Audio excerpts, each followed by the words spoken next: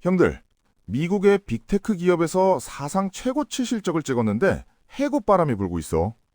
다시 말하면 내 통장은 비어가는데 경제는 호황이라는 이 기괴한 뉴스. 이거 끝까지 보면 형들의 노후와 자녀의 미래를 바꿀 시선의 변화가 생길 거야. 안녕, 내 이름은 골든이야. 난 요즘 미국의 미친 듯한 해고바람과 그 이면에 숨겨진 자본의 이동에 대해서 진짜 미친 듯이 고민하거든.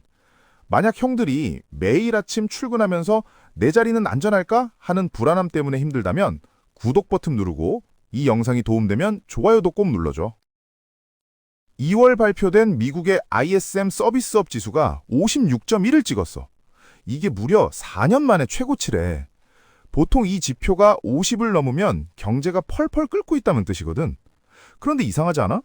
경제가 이렇게 좋다는데 왜 우리 옆자리 김대리는 어제 짐을 쌌을까? 이게 바로 내가 말하는 거시적 모순의 함정이야. 지금 우리는 경제는 성장하는데 일자리는 사라지는 효율성의 역설 구간에 들어왔어. 기업들은 지금 샴페인을 터뜨리고 있어. 그런데 그 술상에 우리 직장인들을 위한 안주는 없단 말이지. 기업 이익이 역대급으로 올라가는 이유는 물건을 많이 팔아서가 아니야. 바로 형들의 월급을 깎고 그 자리를 기계로 채워서 비용을 미친 듯이 줄였기 때문이야. 여기서 형들이 꼭 알아야 할 충격적인 숫자가 있어. 작년 한 해 미국에서 발표된 해고 건수가 120만 6,300건이야. 이게 감이 안 오지? 2008년 전 세계를 박살냈던 글로벌 금융위기 때랑 맞문단 수준이야. 2024년이랑 비교하면 무려 58%나 급증했어. 근데 웃긴 건 뭔지 알아? 정부 발표를 보면 고용지표는 다시 반등하고 있대. 이게 바로 형들을 속이는 통계의 가스라이팅이야. 자, 상상해봐. 박 사장님이 운영하는 회사에 사무직 10명이 있었어. 그런데 이번에 인공지능을 도입하면서 사무직 8명을 잘라버렸네? 그리고 남은 돈으로 배달용 트럭 2대를 사서 운전기사 2명을 새로 뽑았어. 통계에는 어떻게 나올까? 8명 잘리고 2명 뽑았으니까 고용시장이 다시 살아나고 있다고 기록돼. 이게 지금 미국과 한국에서 동시에 벌어지는 일이야. 실제로 지금 늘어나는 일자리는 전부 공사판이나 병원 침대 옆 같은 물리적인 현장, 즉 피지컬 영역뿐이야. 우리가 그렇게 가고 싶어 했던 에어컨 나오는 사무실, 소위 화이트 칼라의 일자리는 지금 2025년 9월과 11월에 이미 마이너스 쇼크를 기록하며 무너지고 있어. 이건 일시적인 파도가 아니야. 우리 집 마당까지 들이닥친 쓰나미지. 2026년 3월 현재 민간 고용이 6만 3천 명 늘었다고 좋아할 게 아니라는 거야. 그 안을 들여다보면 전문직과 사무직은 오히려 3만 명 넘게 줄어들었거든. 우리는 보통 회사가 어려워야 사람을 자른다고 생각하잖아? 그런데 요즘은 돈을 역대급으로 잘 버는 인텔이나 아마존 같은 회사들이 수만 명씩 해고를 해. 인텔은 무려 25%, 4명 중 1명을 내보냈고 아마존도 3만 명 넘게 잘랐어. 이걸 흑자 해고라고 불러. 돈이 없어서가 아니라 돈을 더 미친 듯이 벌기 위해 자르는 거야. 지금 전 세계 빅테크 기업들이 하는 짓이 바로 이거야. 사람에게 투자하는 것보다 실리콘, 즉 인공지능 반도체와 서버에 투자하는 게 수익률이 훨씬 높다는 걸 깨달은 거지. 이걸 전문 용어로 자산 재배치라고 해. 형들의 월급 봉투를 뺏어서 서버실 전기 요금이랑 반도체 구입비로 돌리고 있다는 소리야. 형들의 연봉이 만약 1억 원이라고 쳐보자. 기업 입장에서 그 1억 원이면 성능 좋은 인공지능 칩 10개를 사고도 돈이 남아. 사람은 잠도 자야 하고 휴가도 가야 하고 가끔 사장이랑 싸우기도 하잖아. 그런데 인공지능 칩은 어때? 불평 한마디 없이 형보다 100배, 1000배 빠른 속도로 분석하고 코딩하고 보고서를 써내.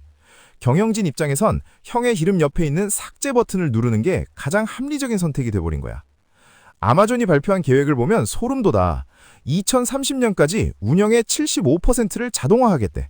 인력 구조를 린테크, 즉 군더더기 하나 없는 마른 몸매로 만들겠다는 거야.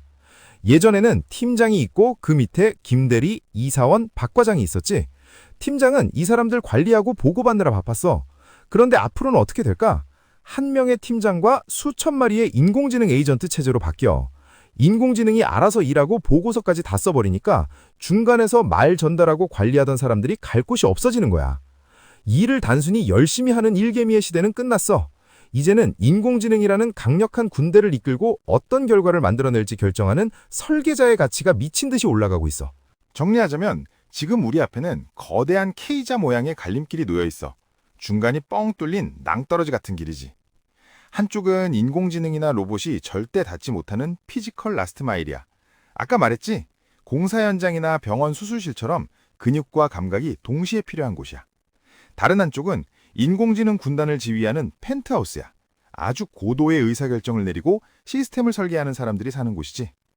사실 말이야, 가장 위험한 건 그 사이에 끼어있는 어중간한 사무직이야.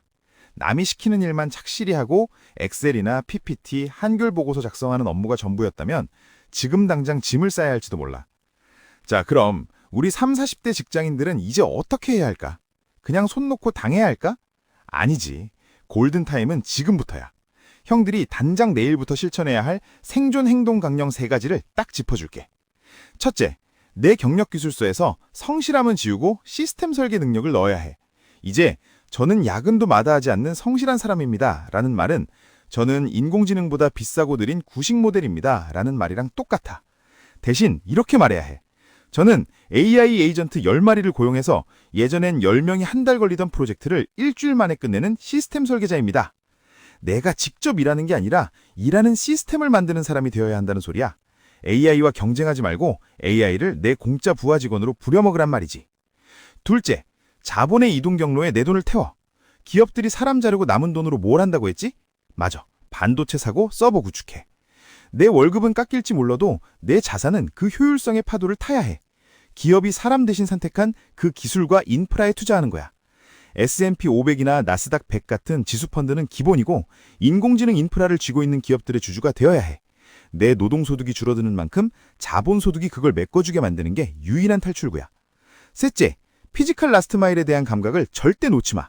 형들이 엔지니어든 기획자든 결국 세상은 실제 물건이 돌아가고 사람이 움직이는 물리적 세계 위에서 돌아가. 아무리 AI가 똑똑해도 현장의 복잡한 변수까지는 다 해결 못해. 내가 하는 업무가 현장과 어떻게 연결되는지 그 연결고리를 쥐고 있는 사람은 절대 해고할 수 없어. 기술은 도구일 뿐이고 결국 그 도구를 어디에 쓸지 결정하는 건 형들의 현장 감각에서 나오는 거니까.